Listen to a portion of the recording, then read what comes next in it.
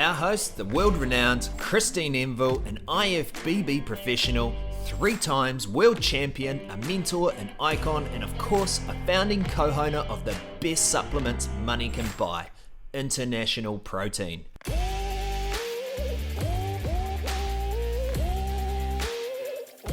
In this episode, we discuss which types of cardio are best to cut up before a show, how much is too much so you don't lose muscle mass, types of cardio that are effective, and we even discuss how doing the stairs can be detrimental.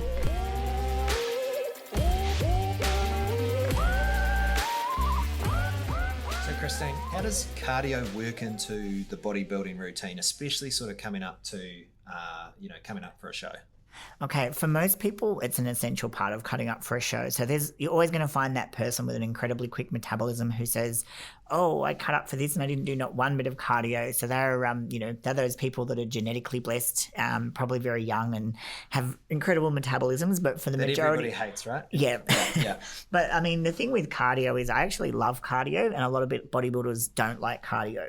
But to me, it's a component of fitness, and it's a component of being healthy and having heart health. So to me, it's not just about cutting up for a show. It's about being overall healthy, and it's also being fitter for my weight training, because that's the aspect that the more cardiovascular fitness that you have, whilst you're not using that energy system while you're weight training, you do actually get better recovery by being able to have that cardio fitness, because between sets, even because you're not using that oxygen, you kind of starve your body of it and you need to recover that between your sets. So if you're not cardiovascularly fit, you can see people actually gassing out in between their weight training sets, which obviously affects how effectively you can train and how well you can train. So that's a whole other thing. But if we're talking specifically about cutting up for a show, a lot of people won't do cardio in the off season. And again, I always did, because of that reason of wanting to stay fit, and I felt that I had much better weights workouts because of that fitness. But I obviously dropped it back to a maintenance level, which is about 30 minutes a day of just walking outside. And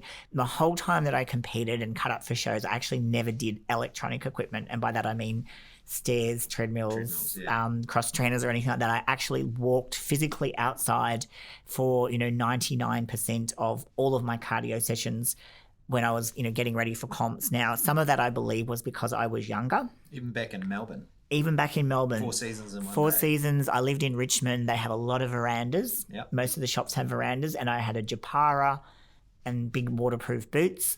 Right.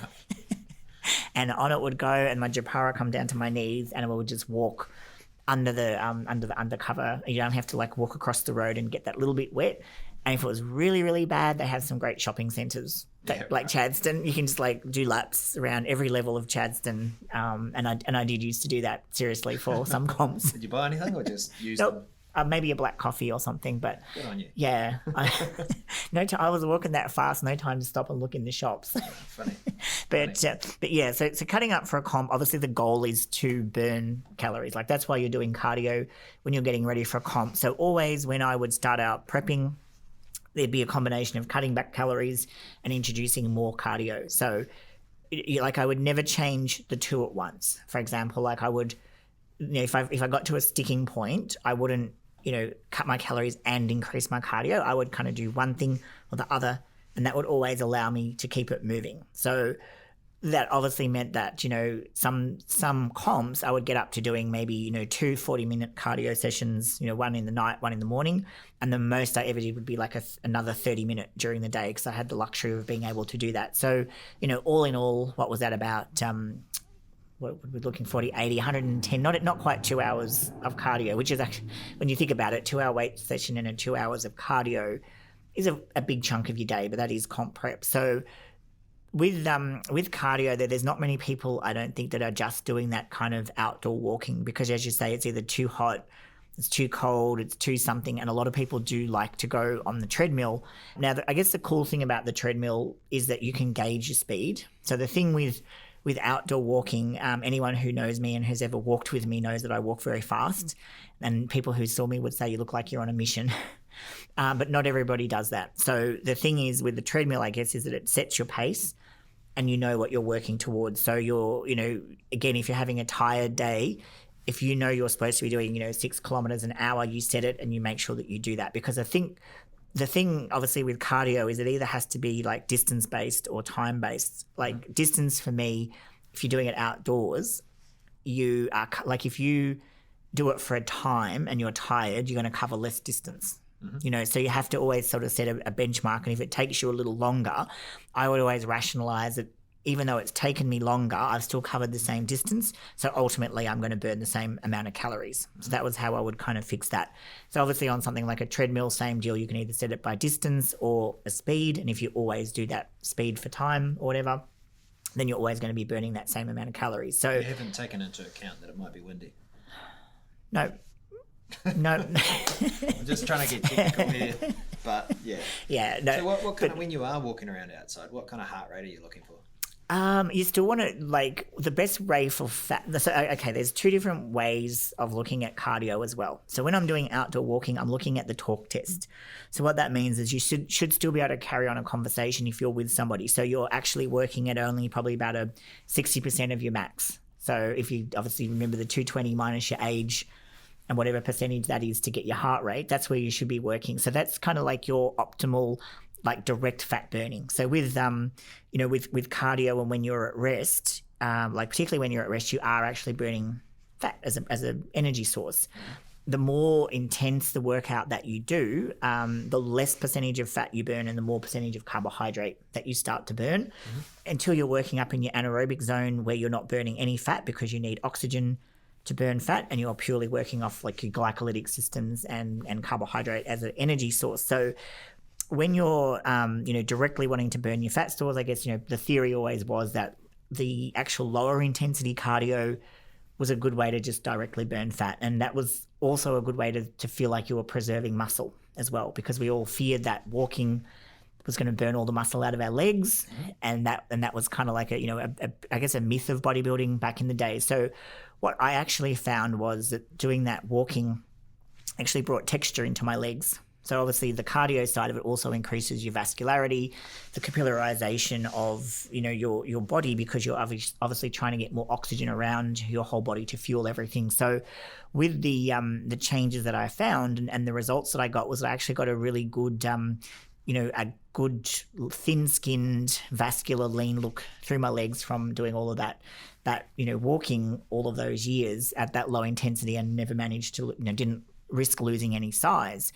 So with cardio, though, what I see, a lot of places is that people love to do the stairs as a source of cardio because they believe that, it's burning calories at a very high rate.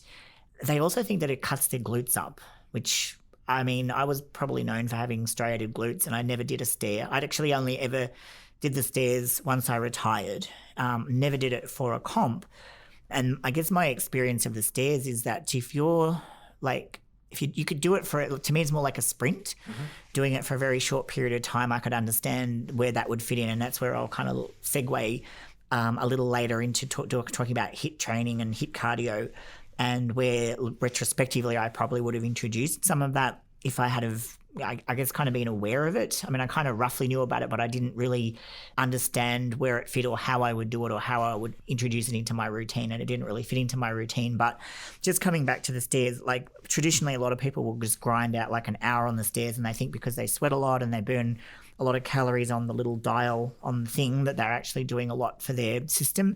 But I found when I was doing the stairs that once I got up to about the 9 to 10 minute mark, that is when I felt like I was noticing like a drop in the muscle mass in my legs. So I was conscious that if you're going to be doing that for an hour, you are probably running the risk of overworking that particular muscle group. And as I say, with bodybuilding, it's all about retaining muscle and burning fat. So, when you're looking at anything that you do, and particularly on electronic equipment, I like to do a little bit of everything. So like 10 minutes on this, maybe you might do 20 minutes on the treadmill, 10 minutes on a cross trainer, and then, switch up your style so that you're not overworking that particular muscle group, because you can use it a lot more intensive than if you're doing like an outdoor walk. Because obviously that's purely body weight unless you add those weights that you've been talking about, Ash. Yeah. the arm weights and everything. Yes. But essentially walking is probably like one of the gentlest form. It's really, I mean, obviously you still can get shin splints, particularly when you're training very heavily and all of those things. But as far as an impact, it's relatively low. But as I say, the stairs, I don't believe that they are the most effective or the most efficient way for doing long amounts of cardio. Like if you need to do that much, in terms of work and like for an hour on the stairs, you're either doing it at too low of an intensity, in which case you might as well just do the treadmill, or you're doing it so long that you're actually kind of risking, burning out muscle mass. And if you're having to do that, you need to look at why your diet, like maybe you're actually just wanting to eat more calories than what you should be. So that's just, talking about that side of it. But as I said, looking back now and having been introduced to HIIT type cardio, I think that if I had have been able to do that twice a week, I would have probably never gone over about 2 half-hour sessions of cardio on the other days, because the difference, and this is where the other way of how you burn fat when you do cardio is if you're working at such a high intensity that you're burning the carbohydrate more so than what you're burning body fat. When you do eat the carbohydrate, your body will replace what you've burnt out of, like replace the glycogen that you've burnt first.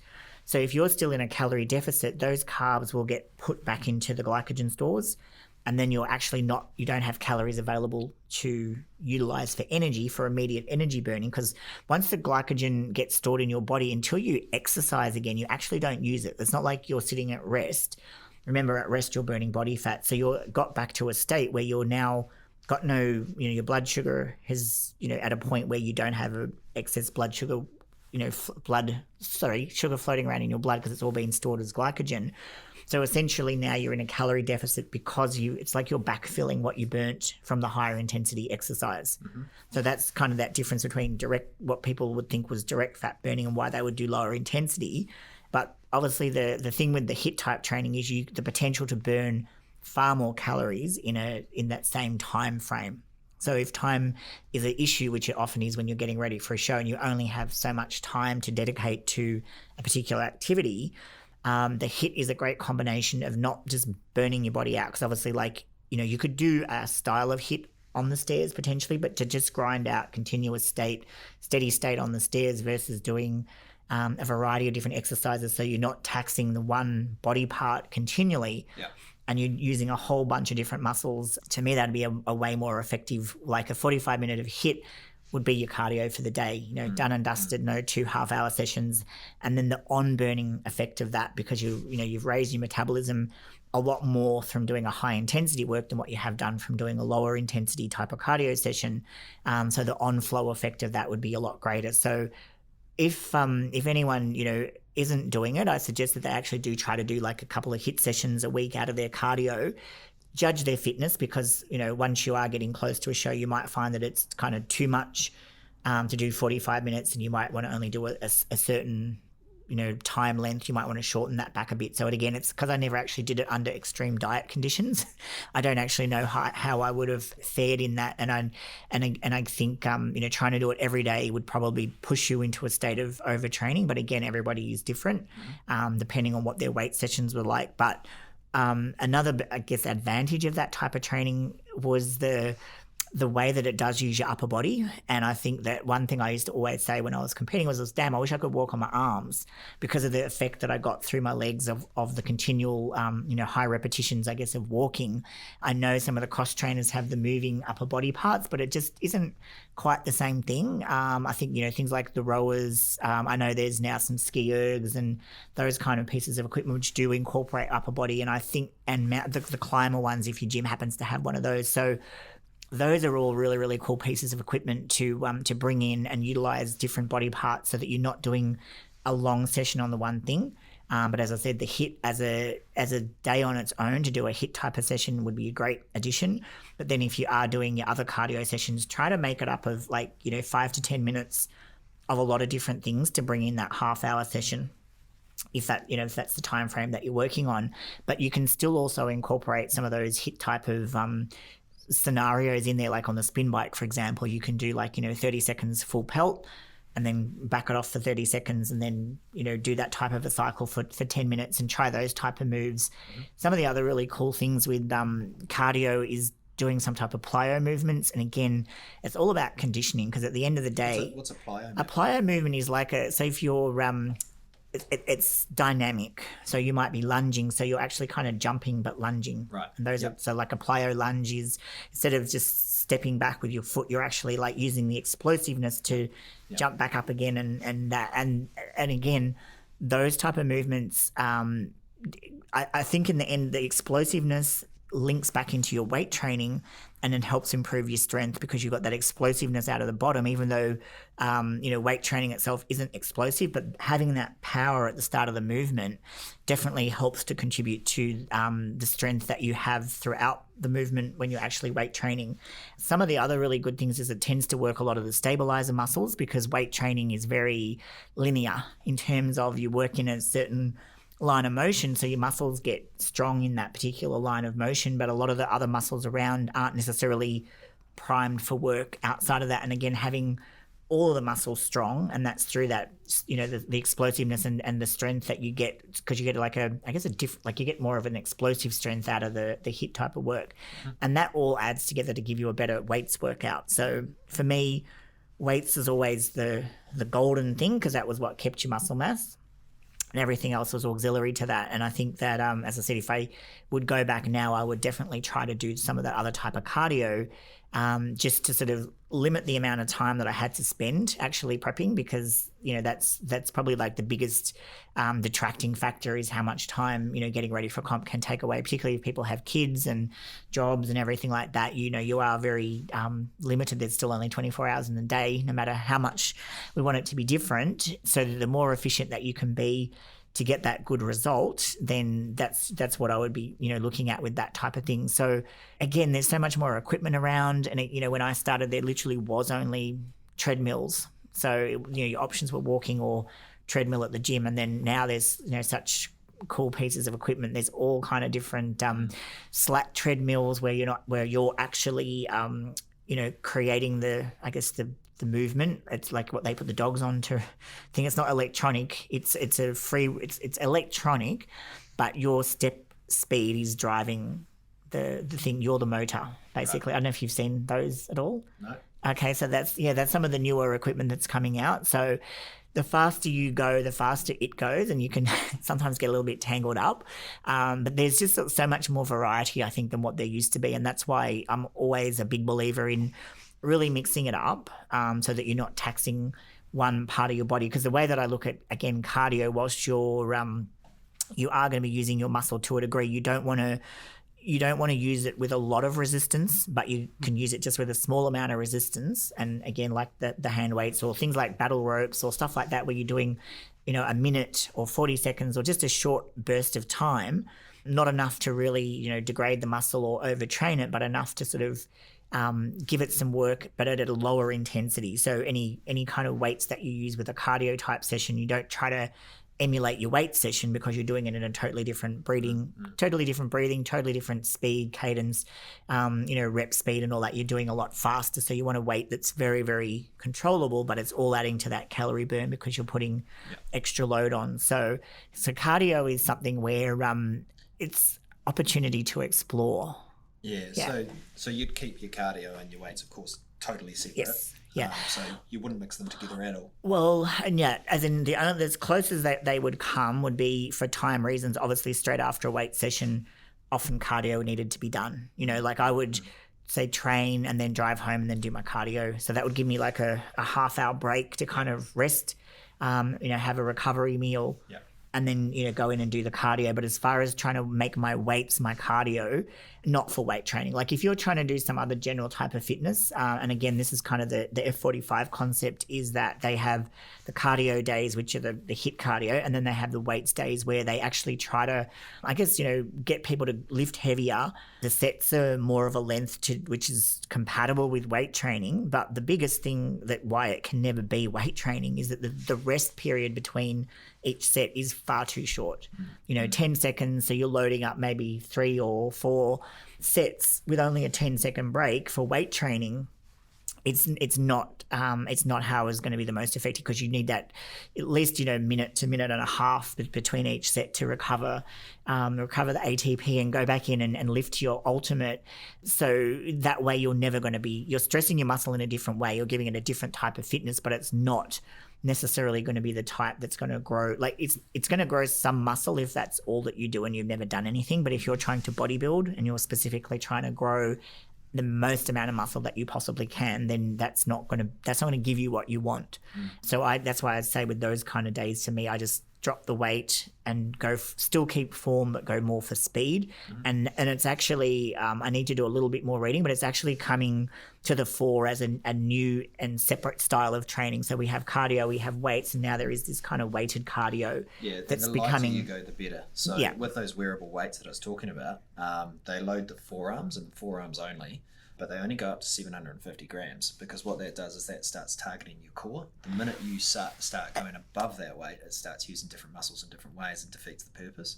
But that's what they're designed for. And they also don't put any wearable weights on the legs, because that leads to a lot of injury. So just putting them on the forearms as you're swinging your arms, walking down the river, whatever it is, that does a huge amount of core work. Yeah, so that adds enough, and enough to make you have to create stability through your core to balance that out. It potentially would bring a little bit into your delt as well. You know more than me. Just from the sheer positioning of it, anything that you have on your arm is obviously going to impact the weight that you're moving and the resistance across your delt. So it's inevitable that it will. Yeah, but it's cardio is one of those things where we've come through the era of aerobics, step, Les Mills, like there's all different things where people, I think, are always trying to make it more interesting. And it's one of those things where even bike riding, like I would never use a recumbent bike, which is the seated bike, because to me it's like that's just a nothing exercise. It's a lazy way of it's good if people, I guess, don't have mobility. 6 hours perhaps. But as a cardio, to be an effective cardio for a fit, healthy person without any joint issues, then it's the lazy man's cardio on something like that. And again, I would choose a spin bike over a regular electronic bike, because electronic bike doesn't feel natural. Like it doesn't feel like the natural it's just like movement. A treadmill doesn't feel that natural, does it? Yeah, which is why the slat treadmills are actually pretty good. But no, it's something that I might do on a treadmill, because I have a totally different routine, obviously now compared to when I was competing. And when I travel to LA, because of the timing, I have a totally different morning cardio routine. And one of the things that I like to do with the treadmill is I will do, I have to remember what I actually do. I think I do like 2 minutes where I will have an extreme elevation. And a slightly slower speed. So I'm, forcing my body to walk, in that manner. And then I will drop the elevation but increase the speed and go really, really fast for a minute. And then I'll keep doing those little sets where I'll do 2 minutes very elevated and slower, and then really fast on a flatter incline. And I'll kind of do like 12 minutes like that. So I'll do like 4 of these 3-minute sets. Yeah, okay. So I'll do something like that, and then I will mix it up with the spin bike where I might do 30 seconds really, really fast, and then 30 seconds back it off, and then do some like walking lunges or plyo lunges, just, to do like 10 of those, and then that creates a set like that. They have a really cool, almost like a ski movement. So it's kind of working your inner thigh, and you can do like wide, medium and narrow stance and kind of just do some steady state like that, or, 5 minutes of rowing. I think, things with the upper body, 5 minutes of steady state is probably, pretty good going. So if you're using a ski erg or a rower, 5 minutes full on. But any of those things, you can mix it up and do a higher intensity and a lower intensity, and do different, different sequences, whether it be like 40 seconds and 20 seconds at lower intensity, or 30 and 30, and just try different things and kind of just see how your body feels. It also stops the monotony, and that's another thing why I still like walking outside, is because there's always something to see.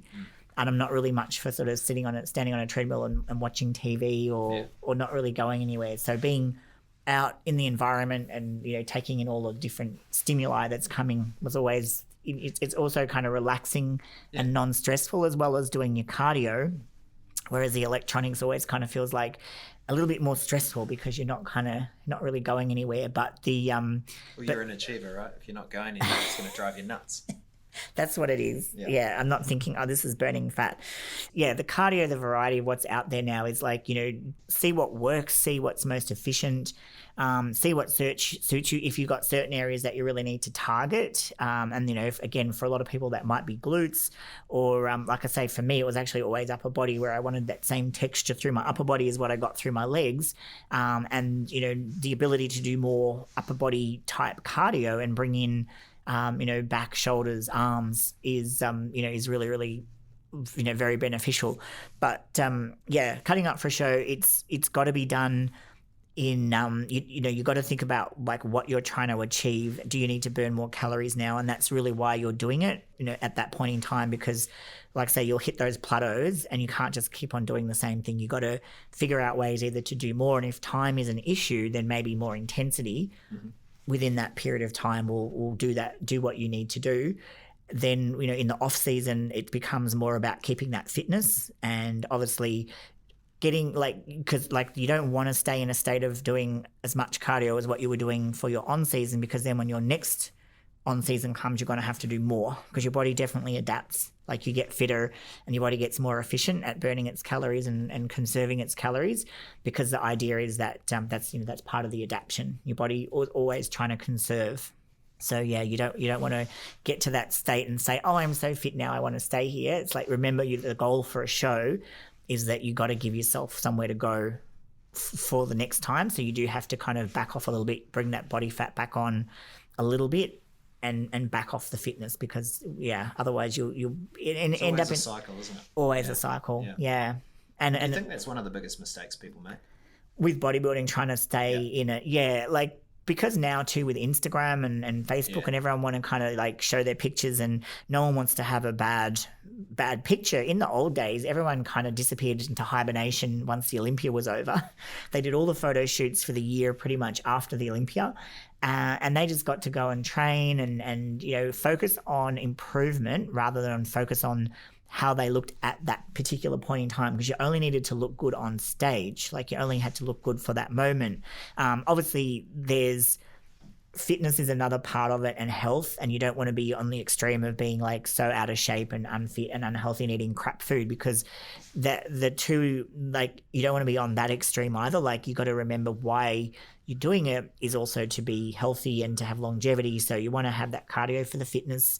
So you maybe don't need to do cardio because your abs stay in all year round, but think of your heart, and that in the long run, you're going to have better training sessions, and it's not just about the body fat levels. It is still about your internal fitness, which is, your cardiovascular system, even, just the recovery that comes from that. Like we talked about, getting the nutrients around the body, and that's all helping. If you have a better blood supply and you have better blood flow, then that's all going to help with the weight training and the recovery after that as well. So with everything, it's like looking at all aspects and not just kind of focusing on, so you don't want to just focus on the image, because you're going to maybe stunt your progress, because you're focused on always having your abs in, but maybe you do need to relax off a little bit and allow your body that ability to grow and have a little bit more fat and a few more calories. But at the same time, you don't want to go to the other extreme where you just like eating whatever and not even paying attention to health. It's easy to unwind and spiral out of control. That's the danger, isn't it? Yeah. But the longer that people do it, the less that happens. Like definitely in the early shows, your focus is all about the food and not having to do this and not having to worry about my cardio and being able to eat all of this really, really fun stuff. But then as you get along, you kind of realize that you feel better when you're eating the better food, and you feel better when you're doing some degree of cardio all year round, and you're not like, because you do gas out in your weight sessions if you're carrying too much weight and if you're not cardiovascularly fit. Like a basic bench press can really kind of like take a lot out of you, particularly if you are pushing very heavy weights around, or a set of squats. Lunges where you're doing like you're actually doing 20 reps on lunges, because you're not doing 10 reps, doing 10 each side. And if you're not fit, you definitely come out of that gasping for air, and that's just not a good feeling. Oh, good. Hey, thank you very much for the advice. I'm sure many people have taken lots of value from that. I hope so. Is there anything else you want to add before we wrap it up? I'm trying to think, but I don't think so. I just all I'm saying, I'm not anti-stairs. I just do see too many people who I think are probably wasting a lot of their time when they could be doing something way more efficient and getting better results. But mix it up and don't be scared of losing muscle from doing other types of activities. Like you'll know straight away, whether that's having a negative impact and which things are having a positive impact. One theme I'm hearing from you through all these podcasts is that you want to work a muscle and you want to hit it from multiple different angles. Yeah. And I guess with cardio, it's no different, is it? I mean, there might be different muscles that you're actually working, but you're still hitting it from different angles.